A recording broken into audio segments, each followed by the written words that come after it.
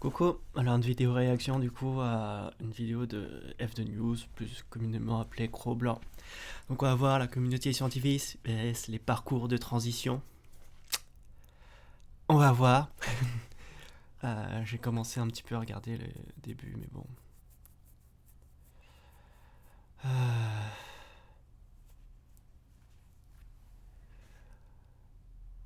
Bon, c'est parti. C'est parti. Alors, bien sûr, personne n'en parle parce que c'est beaucoup trop explosif. Mais il y a une enquête qui a été réalisée, des études qui ont été réalisées par des médecins, des spécialistes, à propos des transitionnements, etc. On va voir, hein, parce que jusqu'à maintenant, toutes les études prouvent que toutes les personnes qui ont dysphorie de genre, la transition les aide à aller mieux. Donc, voyons. Et on va regarder ça parce que j'avais raison. J'ai raison dans tout ce que j'ai dit dans mes émissions à ce propos. J'en doute fort, mais bon. Et en fait, c'est un couple de médecins qui m'ont envoyé cet article. Vous sentez hein, ce magnifique sophisme, hein? Donc ce sont deux couples, un couple de médecins. Cool. Mais pour ta gouverne, enfin médecin, il y a médecin et médecin, ça dépend de ta spécialité, tu vois. Euh, c'est dur de parler que, enfin, un oncologue va pas savoir grand chose, par exemple, de la psychiatrie, et un psychiatre ne va pas savoir de grand chose de comment on fait pour soigner les cancers, tu vois. Donc on va voir. D'une revue spécialisée pour les médecins, pour me dire que j'avais raison en fait. Voilà. Donc, Donc le gars dit ha ha ha, il y a une revue spécialisée pour les médecins qui dit que j'ai raison, donc j'ai raison. Waouh, c'est très sérieux, dis me traite donc. souvent de débile, mais alors, pour une fois, non, pas trop quand même. Hein. Bah si. Alors, et Débilo, c'est le crocos ou pas? Comment ça se passe? Wow. Alors, les amis, Bon, on va aller plus vite parce que le quotidien des médecins hebdo. Alors, donc c'est ça ta source fiable.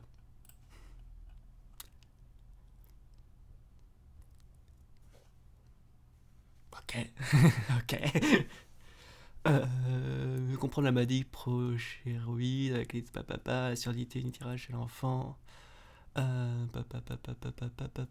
Bref, on va voir.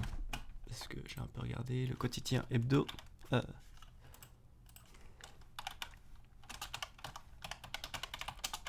sais plus, j'avais regardé. Des médecins. Je sais plus, j'avais trouvé ça. Ça m'a fait merder. J'avais mieux sérieux, parce que je sais pas. Je voulais voir.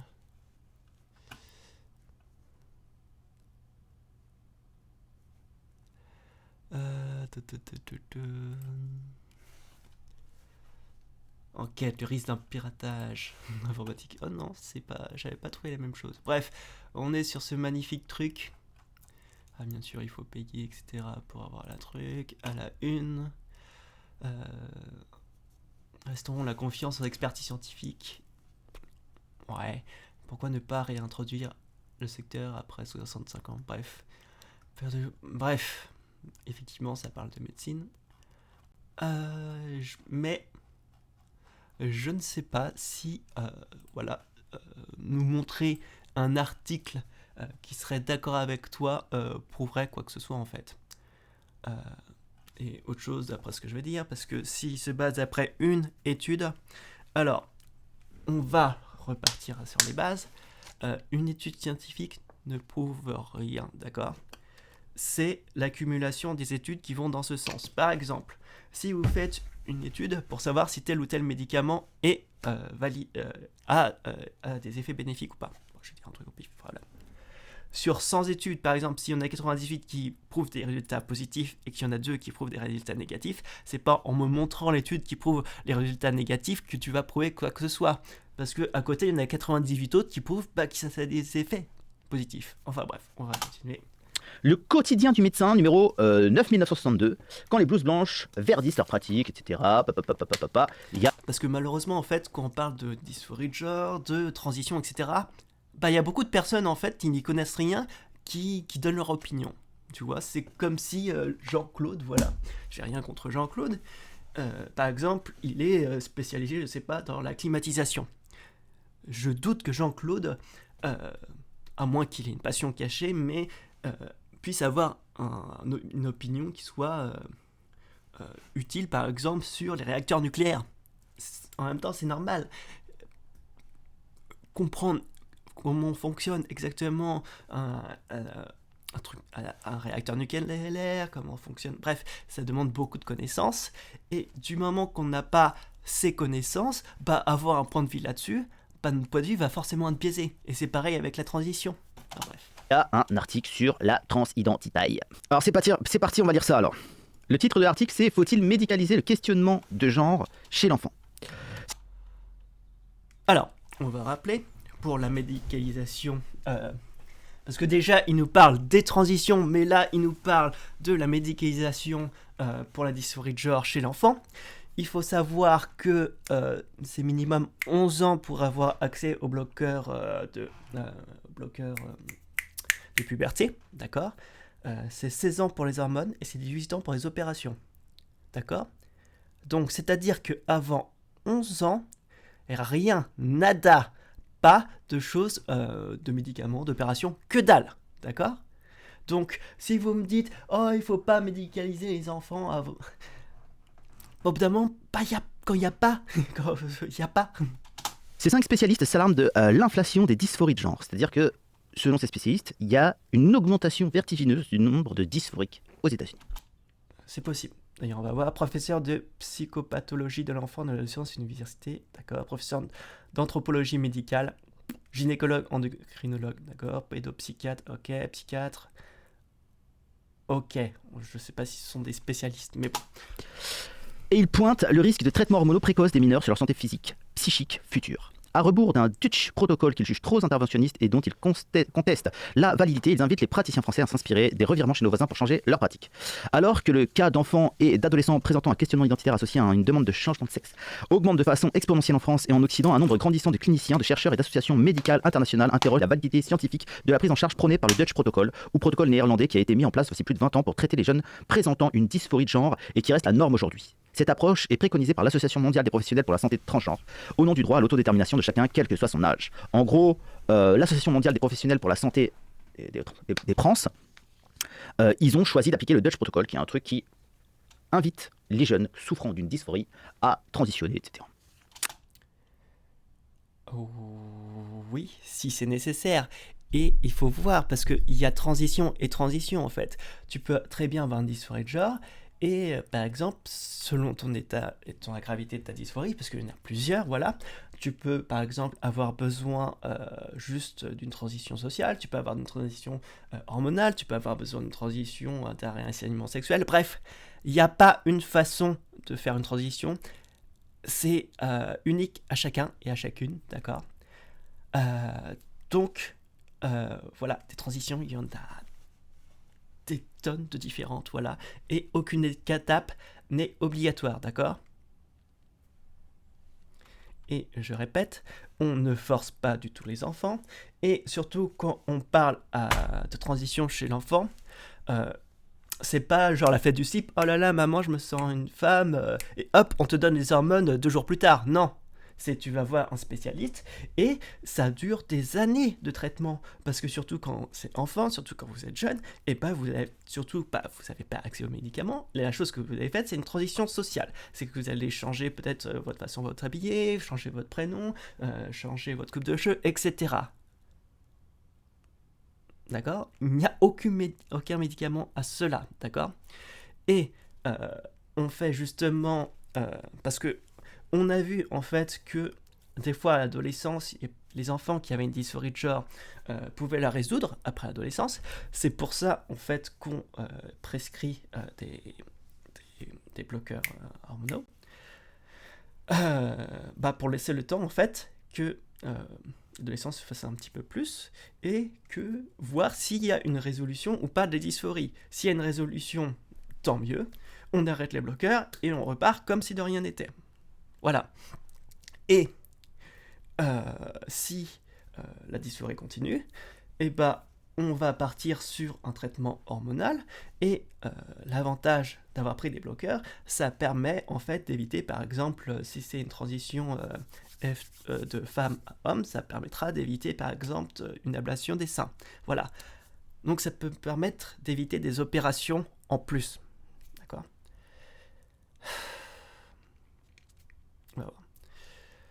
On va voir pour la suite. Mais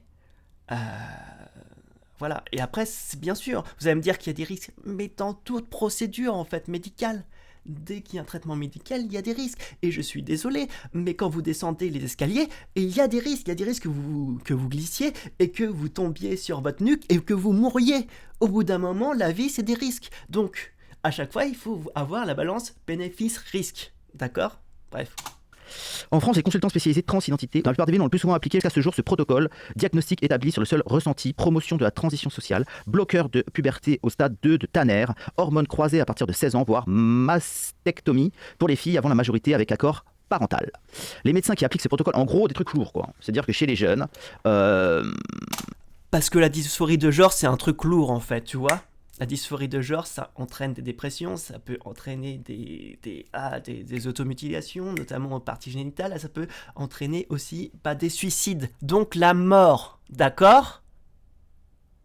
Donc, comparé à chance de suicide très élevée, automutilation, dépression, tu vois, les bloqueurs de puberté et les hormones, c'est pas grand-chose en fait, tu vois. Enfin bref. On donne facilement des bloqueurs de puberté, enfin, selon ces spécialistes, c'est trop facile, sur le simple ressenti du patient. C'est-à-dire que le patient, avant, moi je me souviens quand j'étais petit, il y avait déjà on parlait déjà des trans, etc. Parce que les trans ont toujours existé, mais bon. Mais à l'époque, il fallait passer beaucoup d'examens, c'était la croix et la bannière, c'était très long, au point que pas mal de trans, en fait, ils allaient dans des pays étrangers, parce qu'en France, c'était trop compliqué. Voilà. C'était peut-être trop compliqué, effectivement. Mais là, aujourd'hui, il y a eu un retour de boomerang, et du coup, c'est beaucoup trop facile, en fait. Qu'est-ce que t'en sais, en fait ? Qu'est-ce que t'en sais ? Étrangement, d'après ce que j'ai entendu, pour les enfants, c'est compliqué, d'accord ? C'est pas du jour au lendemain. Et je sais pas si tu es au courant, mais il y a beaucoup, en fait, quand on fait des diagnostics médicaux, d'accord, surtout en psychiatrie, et on se fie pas que sur le ressenti, on se fie par rapport à ce que disent les enfants, et en fait, il y a des choses, il y a des patterns qu'on retrouve, etc. Et je ne sais pas qui sont ces personnes, mais quand vous n'êtes pas spécialisé, au bout d'un moment, c'est dur de dire « Oh, regardez, enfin, je sais pas, mais si par exemple un oncologue dit à un psychiatre « Oh, regardez, votre truc pour diagnostiquer la schizophrénie, je sais pas, est pas très fiable », vous avez des doutes sur son attention. Comment tu connais... Déjà, est-ce que tu connais les techniques pour le diagnostic ? Bref, donc... Selon certains spécialistes, il suffit d'aller voir un psychologue ami, et c'est parti, mon kiki, les hormones, etc. Et puis avant même peut-être les opérations, etc. Non, et non. Et si cela arrive, cela arrive uniquement pour des personnes majeures, d'accord ? Majeures. Certains trans vous diront que non, c'est pas si facile, que c'est la croix et la bannière et tout. Je sais pas. Je pense qu'il y a une certaine, plus qu'une tolérance, il y a une bienveillance qui s'est installée autour de ce thème, et que maintenant, limite... T'as l'impression qu'il y a des parents, ils attendent que ça pour pouvoir faire du virtue signaling, de dire oh là là, mon enfant, il transitionne. Ah, il a 7 ans cette année, ça y est, il s'est trouvé enfin. Bah non. Ça me fait froid dans le dos de t'entendre des conneries pareilles. Non. Et non. Enfin, je suis désolé, mais je sais pas si tu connais des personnes trans, mais être trans, c'est pas cool. C'est pas oh là là, super, mon enfant est trans. Non. C'est pas cool parce que on sait que quand une personne a une dysphorie de genre, elle souffre, d'accord ? Souffrance. C'est pas possible. Et par exemple, moi j'ai fait ma transition quand je suis majeur. Je vois par exemple, je suis allé voir un psy. Effectivement, j'ai parlé avec lui, donc j'ai demandé, etc. Et après, il m'a fait une recommandation pour voir l'endocrinologue. Donc ça, c'était pas très compliqué.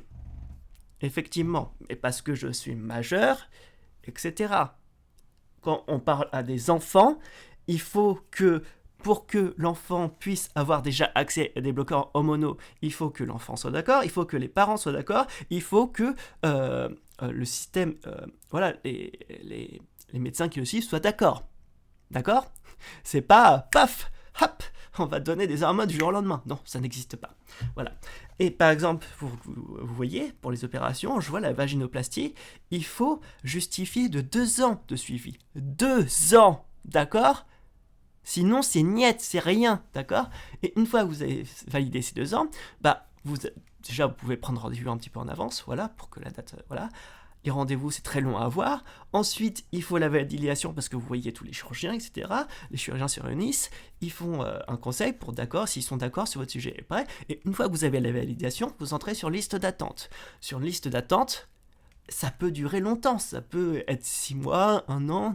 Ça dépend des hôpitaux. Mais voilà. Et par exemple, encore le changement de prénom, ça reste encore assez simple. En tout cas, quand vous êtes majeur. Quand vous êtes mineur, c'est un peu plus complexe. Mais ça reste assez simple à faire. Le changement de genre, c'est la croix et la bannière. Il faut faire un document précis. En plus, ça change selon les régions. C'est un truc pas possible. Il faut que vous demandiez en plus des attestations à des proches, comme quoi vous comportez bien, tu sais, en tant que femme, tu vois, dans votre vie quotidienne. Mais on est sur des trucs n'importe quoi. Enfin bref.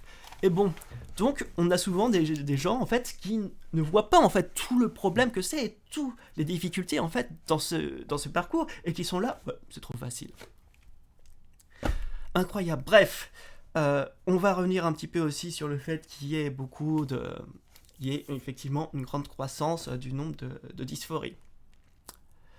Enfin, une grande croissance, oui, il y en a beaucoup plus qu'avant. Peut-être au fait que justement on en parle plus et que peut-être qu'il y a encore pas si longtemps être trans c'était vraiment dû, vous voyez, enfin les personnes trans c'était surtout vu au niveau de la prostitution, etc. Donc voilà, voilà, c'était très très très très très très mal vu et donc la parole s'est libérée et donc maintenant les gens voilà arrivent à aussi le fait de pouvoir savoir qu'on peut transitionner, qu'il existe les techniques et qu'on peut être aidé. Oui, il y a plein de facteurs qui font qu'il y a une augmentation. Le but des médecins, c'est pas juste de dire « Ah, tu te sens comme ça, hop !» Non, il y a un diagnostic. Et si le diagnostic n'est pas posé, vous ne pouvez pas prendre de bloqueurs hormonaux, vous ne pouvez pas prendre d'hormones, vous ne pouvez pas faire d'opération, d'accord? Il faut qu'il y ait un diagnostic médical. Continuons. Non, J'en parlais déjà avec Danny Caligula quand j'ai fait un débat contre lui. Il y a plus de 60% des enfants souffrant de dysphorie quand ils sont enfants, de dysphorie, c'est-à-dire la vraie dysphorie. Et bien en fait, à l'adolescence, ils sont plus dysphoriques. Donc déjà, faut attendre en fait, on n'est pas pressé. Mais après, en fait, les défenseurs de la transition pour les très jeunes, ils vont dire que plus tu transitionnes jeune, plus tu évites la puberté et mieux c'est pour ton futur. Mais je répète, parce que là, visiblement, tu dis n'importe quoi. Comme à chaque fois, tu sais, on force pas. Bien sûr qu'on attend de voir s'il y a une résolution de la dysphorie, parce qu'on sait qu'il y a une résolution de la dysphorie qui est possible, d'accord? Et si c'est 60%, tant mieux. Moins il y a de personnes qui sont atteintes de dysphorie, et mieux c'est, d'accord? Puisque c'est un trouble, et ça fait souffrir. Bref.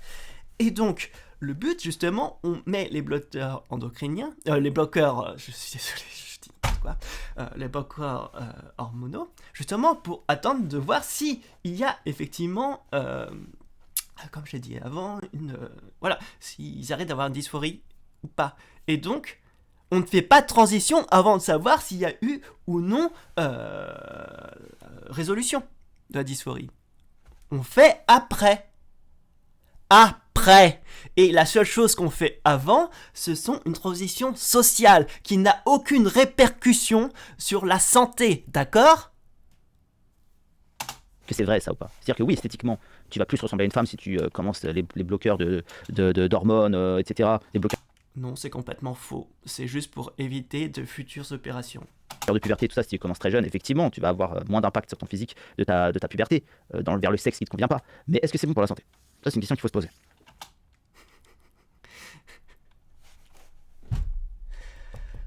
Vous êtes insupportable en fait. En fait, vous êtes tellement sûr de vos conneries que, bien sûr que les bloqueurs hormonaux peuvent avoir des effets secondaires. Mais tous les médicaments, je sais pas, ça paraît con, mais si tu bois trop d'eau, tu peux mourir. Si tu manges trop de carottes, tu peux mourir. Faut arrêter les conneries, d'accord?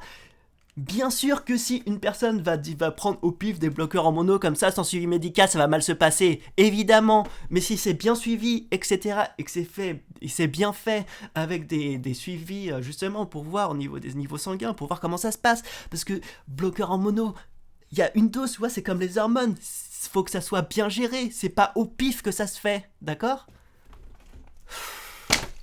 Et comme d'hab, par rapport aux conséquences de la dysphorie de genre, bah c'est peanut. Enfin bref. Les médecins qui appliquent ce protocole affirment une innocuité et réversibilité totale des bloqueurs de puberté prescrits, soulignons le hors AMM. Des études récentes et encore en cours portent les effets secondaires, non seulement osseux, mais aussi neurocognitifs et sexuels de ces traitements. En ce qui concerne les effets des hormones croisées, notamment la testostérone pour les filles, également prescrite hors AMM à un âge jeune, elle engage la vie entière. Les effets secondaires et les risques sanitaires sont nombreux sur le moyen et le long terme. Un adulte entamant sa transition sociale et médico-chirurgicale possède la maturité suffisante pour prendre cette décision. Mais est-ce le cas d'un adolescent en pleine métamorphose pubertaire? Pour justifier l'intervention médicale précoce, les médecins de genre arguent du risque accru de suicide chez ces jeunes. Toutefois, les études allant dans ce sens sont critiquées pour leur méthode. Il y a peu de preuves que la transition médicale diminue les taux de suicide. Des demandes en Bah si. Il y en a plein en fait. Enfin bref. forte augmentation. Bon, maintenant on va lire les trucs que mes amis médecins m'ont soulignés. On va changer de page. Alors, demande en forte augmentation. Cette nouvelle population est composée de plus de 75% de filles. Ça, c'est l'augmentation de genre de dysphorique qu'on a constaté. Ben, elle n'est pas répartie comme avant. C'est pas les mêmes répartitions. Il y a certaines populations qui sont beaucoup plus susceptibles de demander à transitionner que d'autres. Tout simplement parce que, en fait, je ne sais pas si vous êtes au courant, mais avant, enfin, beaucoup en fait, encore même à ce jour, pensent que les personnes qui transitionnent sont juste vers des femmes trans. Mais non, il y a des hommes trans, et donc, bah, tout simplement, bah, maintenant, de plus en plus de femmes savent que c'est possible, alors qu'avant, ce n'était pas le cas. Il faut savoir, par exemple, 75% de filles, d'accord. Cette nouvelle population, donc cette augmentation constatée, est composée de plus de 75% de filles qui déclenchent rapidement, entre 12 et 17 ans, une dysphorie de genre en ayant souvent fréquenté intensément les réseaux sociaux numériques où elles trouvent des jeunes influenceurs auxquels elles s'identifient alors qu'aucun signe antérieur ne montrait une identification au sexe opposé. Ça c'est possible, et rien ne prouve ça en fait. Enfin, est-ce qu'il y a un risque que effectivement les réseaux sociaux les poussent à vouloir faire une transition alors qu'elles n'ont pas de dysphorie? C'est possible. Mais après, ça c'est au rôle des médecins de faire un bon diagnostic et effectivement savoir s'il y a une dysphorie de genre ou pas. Au bout d'un moment, en fait, c'est comme l'autodiagnostic. Au bout d'un moment, quand vous, par exemple vous avez une suspicion de, on va dire, de dépression, quand vous allez voir un psychiatre, il fait un diagnostic pour savoir si vous avez une dépression. Parce que si vous n'avez pas de dépression, bah c'est sûr que si vous prenez des antidépresseurs, ça va pas très bien marcher. Alors que si vous avez une dépression, et si votre dépression le demande, bah des antidépresseurs peuvent vous sauver la vie. Bah là c'est pareil en fait. Il faut que, voilà, ces jeunes filles par exemple vont voir des personnes spécialisées, et ce sont à ces personnes spécialisées de voir en fonction de leur discours, etc., de voir si elles ont effectivement une dysphorie de genre.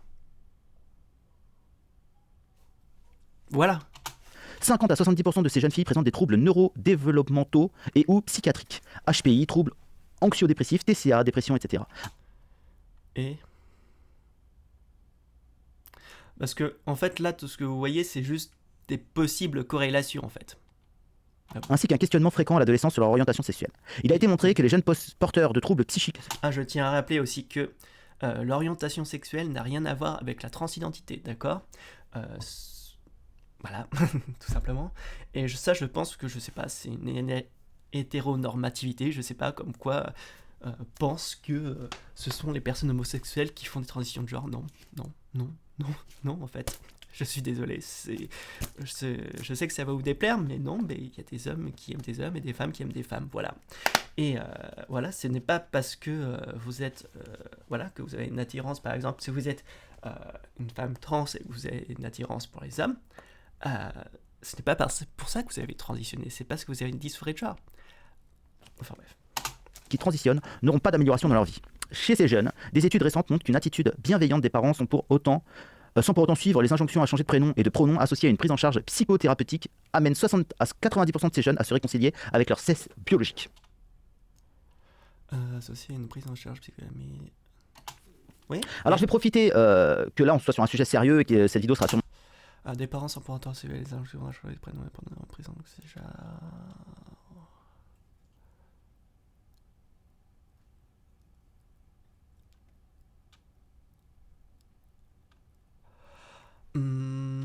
Injonction à changer de prénom, je sais pas. Si effectivement... le but en fait c'est de savoir s'il y a un diagnostic de dysphorie ou pas. Au bout d'un moment, si vous faites un changement de prénom, je sais pas, et de pronom euh, provisoire, ça ne va pas non plus vous forcer à faire des opérations en fait. En fait, il y a un juste milieu. Enfin, au bout d'un moment, il faut se montrer bienveillant, mais il faut pas céder à tout. Et c'est comme tout, en fait, toute une histoire de balance. Enfin, Comment pas monétiser parce que ça parle de sexualité, etc., de suicide, etc.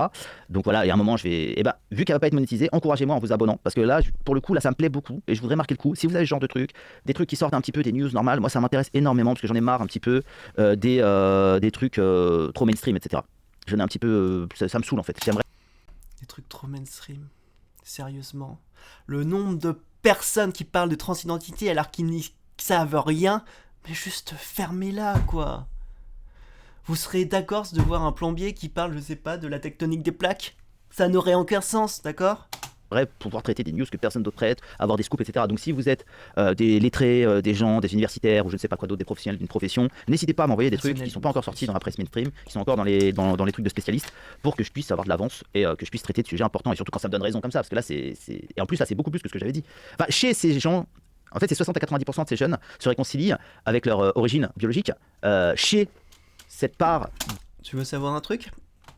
Parmi déjà les personnes qui étaient transitionnes, parce qu'on va parler des personnes qui transitionnent parce qu'ils adorent ce truc.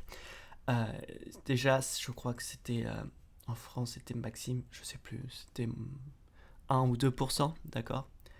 Donc voilà, le taux de réussite est quand même incroyablement haut, d'accord? On ne voit que des taux de réussite comme ça qu'avec les vaccins, des fois même avec d'autres choses, bref. Et parmi ces détransitions, les détransitions sont dues à 80% à des facteurs extérieurs. Donc ouais, ça fait réfléchir en fait. De savoir que des fois, oui, des personnes détransitionnent, parce qu'on pourrait se dire, oui, si ça leur convient pas, c'est normal. Mais facteur extérieur, ça veut dire que le choix ne devient... la raison pour laquelle est fait, ce n'est pas eux. Des fois, c'est dû à cause de la pression de l'entourage, de la famille, je sais pas, au niveau des religions, bref, ça peut être plein de trucs, et voilà. Mais en fait, là, ce que tu nous dis, c'est, voilà, je pense que tu ne comprends absolument pas ce que tu dis, mais ça veut dire que, par exemple, parmi, déjà, 70 à 90%, c'est très, très, une fourchette, très large, c'est pas grave, mais ça veut dire que, ça fonctionne bien. Ça veut dire que même parmi l'afflux de personnes, on se rend compte que dans 70 à 80% des cas, il n'y a pas de diagnostic de dysphorie qui est posé. Et que du coup, il n'y a pas d'hormones, il n'y a pas de choses médicamenteuses, il n'y a rien. Donc limite, ce que tu dis, ça va contre ton sens en fait. D'augmentation artificielle causée par les réseaux sociaux. Préservez vos gamins des réseaux sociaux. Vraiment, là vous en avez la preuve. Les jeunes filles, les 75% d'augmentation, les 75% de jeunes filles entre 12 et 17 ans qui fréquentent beaucoup les réseaux. En plus, c'est 60. D'accord. Je ne sais pas si tu as compris ce que tu lis, mais on voit effectivement qu'il y a de plus en plus de personnes qui vont demander envers des spécialistes pour poser un diagnostic ou non. D'accord? Ce n'est pas parce que tu vas en diagnostic que tu vas poser des questions pour savoir si effectivement tu as besoin de transitionner que ça va être le cas en fait. Voilà. Ça paraît con, mais visiblement. Sociaux et qui se trouvent une dysphorie, en fait, comme je disais souvent dans mes émissions, c'est des gamines qui souffrent de problèmes, qui ont du mal à s'assumer, etc. Et qui, vu que c'est la mode aujourd'hui, ça c'est ce que je dis depuis plusieurs années maintenant, vu que c'est la mode aujourd'hui, ces histoires de transition, etc., ils t'en mettent partout, etc., pour te faire croire. Et en plus, ils te les mettent en lumière, donc ça te donne envie. Tu te dis, il n'y en a pas tant que ça qui transitionnent, c'est peut-être un moyen de percer, c'est peut-être un moyen d'être reconnu, c'est peut-être un moyen qu'on se penche sur mes problèmes. Non. Parce que malheureusement, en fait, à cause de vous, c'est que vous ne voyez pas la réalité de la transition, en fait. les personnes font des transitions. Alors là, je vais passer un petit peu sous silence juste ces transitions sociales parce qu'il y en a qui peuvent faire effectivement des transitions, mais là, ce n'est pas de quoi tu parles. Par exemple, juste les transitions sociales, les changements de prénom, bref. Mais quand on parle de transition avec Dysphorager, bah c'est pas cool en fait. C'est pas cool. Parce que bah t'as un trouble qui te fait souffrir, t'es obligé de passer par des opérations, des médicaments, bah effectivement des fois c'est des effets secondaires, notamment sur ta question, enfin sur ta santé, etc. En plus, bah il y a beaucoup de personnes qui en plus des bloqueurs en mono, oui parce que moi j'ai bloqueur de testostérone, hormones, mais en plus bah comme je suis en dépression, bah du coup j'ai des antidépresseurs, j'ai des régulateurs d'humeur, c'est pas cool en fait. C'est pas cool, ça fait juste souffrir et ça détruit la vie. Et on est obligé de passer après toutes ces opérations, etc. Et une fois qu'on arrive à se sortir un petit peu mieux, bah tout de suite on est sur la lumière en tant que monstre ou je sais pas quoi. Et non, ce n'est pas un moyen de percer. Non, non. Et je vous rappelle que le nombre de personnes trans, c'est une infime minorité. D'accord ? Donc en fait, il y a beaucoup de blabla sur un sujet qu'ils ne maîtrisent absolument pas, qui pensent que du coup, hop, toutes les filles de 12 à 17 ans, hop, vont consulter. Bah non, déjà, il y en a très peu, déjà. Et même s'il y a une augmentation, bah ça reste très peu. Et comme tu le dis comme tu l'as lu dans l'article, bah on voit que de 60 à 90%, déjà 60 à 90%, sérieux, il n'y a pas plus vague comme fourchette, enfin bref, qui vont voir ces personnes, bah, n'ont pas le diagnostic et donc ne peuvent pas suivre une transition. Donc il y a plein de jeunes, surtout des jeunes filles, qui vont se dire bah mon problème c'est ça, je suis pas né dans le bon corps, etc. Donc il faut que je transitionne. Et c'est une catastrophe. C'est une catastrophe. On va continuer si vous voulez. On reprend. En France, seule l'Académie de médecine, dans son communiqué du 25 février 2022, a émis des mesures de prudence en préconisant entre autres un accompagnement psy aussi long que possible des enfants et adolescents exprimant un désir de transition et de leurs parents. C'est-à-dire plutôt d'abord vraiment définir si c'est psy, si c'est superficiel ou si c'est une vraie dysphorie, parce que moi je n'ai jamais prétendu que la dysphorie n'existait pas. Je pense que la dysphorie de genre existe, mais qu'elle est pas aussi répandue que ce qu'on voit aujourd'hui. Je pense qu'il y a un effet de mode aujourd'hui, et qu'avant il y avait les gothiques, avant il y avait je sais pas quoi, les gamins ils faisaient n'importe quoi d'une autre. Non, enfin bref, je sais pas quel était ton truc, mais oui, mais je sais pas en fait, un accompagnement psychologique aussi long que possible que des enfants, oui, bah c'est le cas en fait. De toute façon, aujourd'hui, leur façon aux gamins de s'auto-mutiler peut-être ou de faire des conneries parce qu'ils vont pas bien, bah c'est ça, c'est de transitionner quoi. Et c'est encouragé par le système. C'est-à-dire que moi, quand j'étais gamin, il y avait personne à la télé qui te mettait des gens qui avaient des stérifications sur les bras pour te les faire danser, pour te les mettre en lumière et pour dire oh, regardez comme ils sont bien mutilés, regardez comme c'est beau son bras, regardez comme il est fier de ses mutilations. Non, on n'est pas fiers de nos automutilations, putain, mais ils me sont insupportables. J'en peux plus de ces connards, sérieux. Vous vous êtes jamais posé la question pourquoi on s'automutile? Non, c'est pas juste pour se mettre en lumière. Ça, c'est rigolo. Parce que c'est la seule chose qui est putain. Ou d'un moment, quand te faire mal, ça devient ta seule chose d'aller bien, c'est que ça va vraiment mal, d'accord? Et non, là, quand on met de lumière, c'est dire que bah être trans, c'est normal, c'est pas grave, d'accord? Mais j'en ai marre, surtout qu'ils mettent en lumière. Ils racontent n'importe quoi. Au bout d'un moment, ils font des trucs. Il arrive même pas à comprendre ce qu'il y a écrit dans son putain d'article là. Qu'il y a un article, Le Quotidien, qui n'est même pas un truc, je sais pas. C'est juste une revue de médecins, tu vois, que c'est comme. Non, et aujourd'hui c'est systématique. Tu peux pas regarder une seule émission où il n'y a pas sur TF1 ou je ne sais où, il y a pas des gens qui des dysphoriques quoi. Et c'est catastrophique, je pense, sur moi. Mais on s'en fout de ton avis. C'est catastrophique. Ces gens ont le droit d'exister, bien sûr, mais pas aussi massivement, quoi. Ils représentent les vrais. Ces gens ont le droit d'exister, mais pas aussi massivement. Tu te fous de ma gueule? Tu te fous de ma gueule? Les dysphoriques représentent une part infime de la population. On n'a pas besoin d'en avoir partout, en fait. On n'a pas besoin d'en avoir partout. Ce n'est pas une histoire de besoin, c'est si une personne souffre de dysphorie de genre, il faut l'aider. Point. C'est pas, toi tu veux un quota pour pouvoir savoir, ah non, là il y a trop de personnes qui ont dysphorie de genre, ça va pas du tout. Mais putain! À ton avis! Oh putain. Encore faudrait-il que les transactivistes, très actifs dans ce champ et s'appuyant abusivement sur la loi interdisant les thérapies de conversion, n'assimilent pas cet accompagnement psychologique à une thérapie de conversion. Personne ne dit ça, enfin bref. Thérapie de conversion, c'est un truc qui a été fait aux États-Unis, c'est-à-dire que C'est des trucs qui ont été mis en place, je crois, par les cathos, hein, pour dire aux gens non, transitionner Ok. c'est très mal. Donc en gros, tu vas suivre un parcours religieux ou psy. Non, non, non, non, non. Les parcours de conversion, ça se faisait surtout pour les personnes homosexuelles, pour les faire passer d'homosexuels à hétéros. Mais ça ne marchait pas. Donc arrête, tu racontes de la merde. etc., qui va essayer de te réassigner à ton sexe de naissance. C'est-à-dire Non. te faire Enfin, te bref. convaincre que tu es né garçon, que tu es un garçon et point barre. Et on appelle ça les thérapies de conversion, et c'est très très mal vu par le milieu queer, etc. Peut-être à raison, je sais pas. Mais voilà, en fait c'est très facile. Bah si, en fait c'est un truc incroyable, tu vois. Forcer une sexualité ou un genre à quelqu'un, ça marche pas. Fou, hein.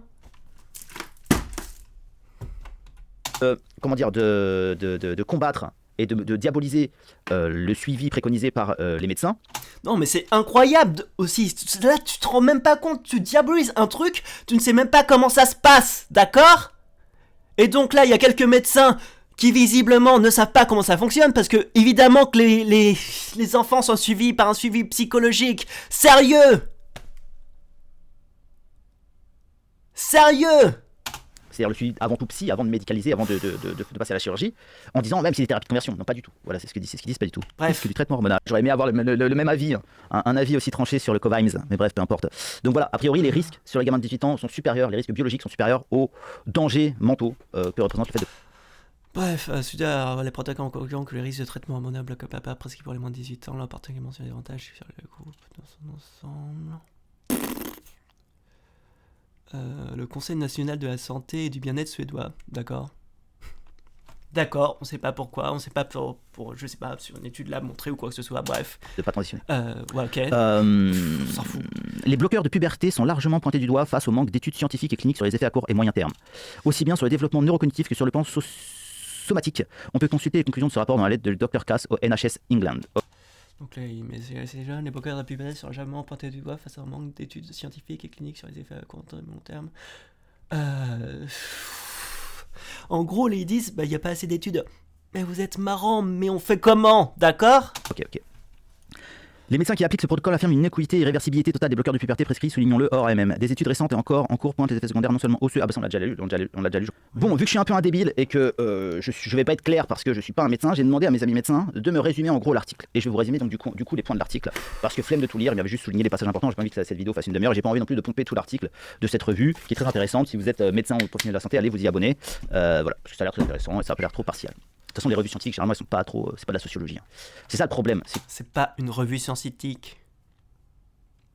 Ce n'est pas une revue scientifique. Je le rappelle, c'est un quotidien pour les médecins, comme il y a un quotidien pour les voitures, comme il y a un quotidien pour les maçons, d'accord? Ce sont des journalistes, pas des médecins qui ont fait ça. D'accord? Journaliste. Ce n'est pas une revue scientifique. C'est que, en fait, cette question qui est médicale, elle est de plus en plus passée dans les sciences sociales, en fait. C'est-à-dire qu'aujourd'hui, les gens qui parlent le plus de transidentité en France, c'est des gens qui sortent de facs de sociaux. C'est pas des. Non, les personnes qui parlent le plus de transidentité, ce sont les personnes qui sont contre les personnes trans. Ce sont les personnes qui n'y connaissent rien et qui ramènent leur grain de sel en disant « Oh, c'est horrible, on force les enfants à avoir des transitions. » Putain, réfléchissez avec les chiffres. C'est pas compliqué, non? Enfin bref, je vais m'arrêter parce que là, c'est déjà suffisamment long et ça me fait chier d'entendre encore et encore des connards rajouter toujours la même chose. Et là, c'est parce que, hop, il y a quelques personnes qui disent « Oh oui, moi je suis médecin, je le sais mieux que vous. » La preuve, sérieux, tout ça pour avoir une revue sur des journalistes qui visiblement n'aiment pas trop les personnes trans. Enfin bref, donc c'est... J'arrête parce que sinon j'ai... Ouais, des bisous, chouchou.